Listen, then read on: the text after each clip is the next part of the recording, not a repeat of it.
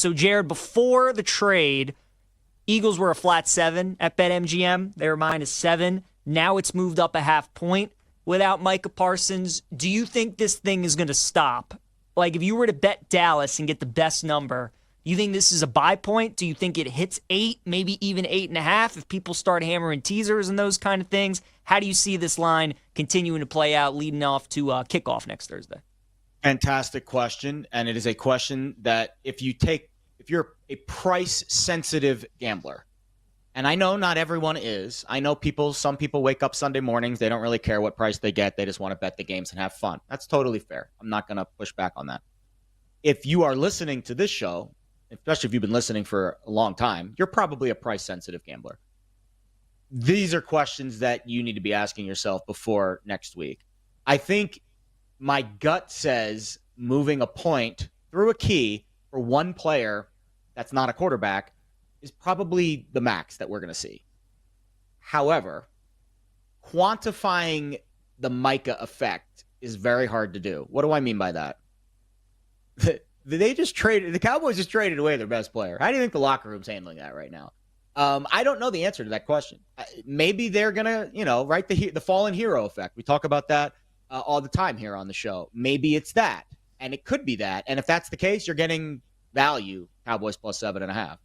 Maybe it's, oh my God, what did Jerry just do? He just traded away the best player on our team. How are we going to figure this? Like, there might be a lot of confusion, anger, resentment going on in that locker room right now.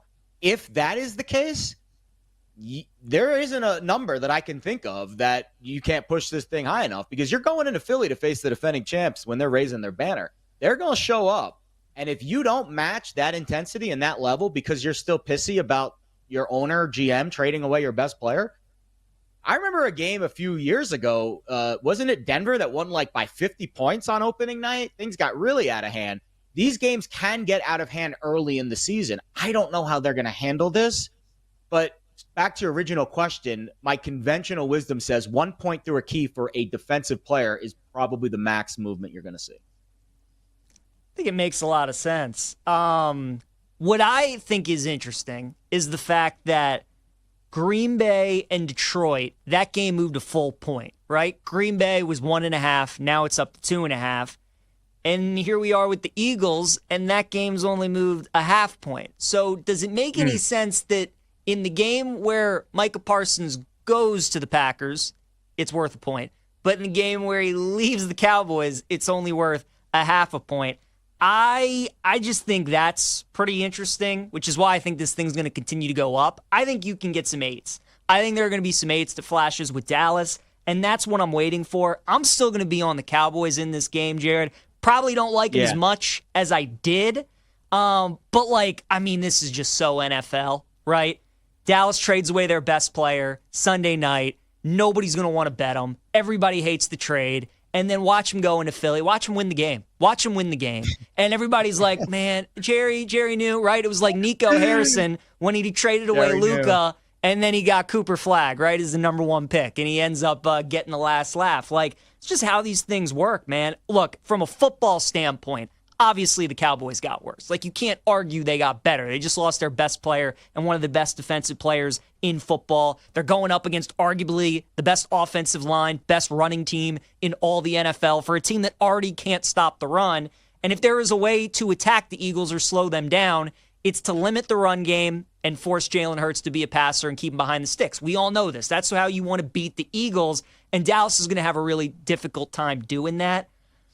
Jared, it's a fair point you bring up. What the locker room's going to be like, what's the psyche going to be like. The fact that this trade happened, though, at the beginning of the season and the team still has hope.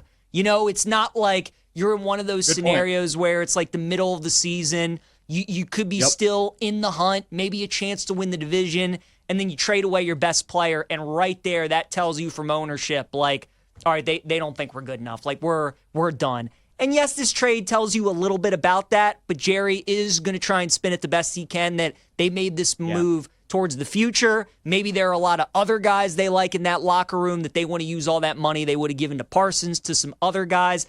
But I think because the season hasn't started yet, Dak is back, they have a new head coach, They're still going to have a really good offense. People are comparing them to the Bengals. I think, honestly, that's fair. They're going to be a great watch. They're going to put up points. They're going to have a tough time getting stops.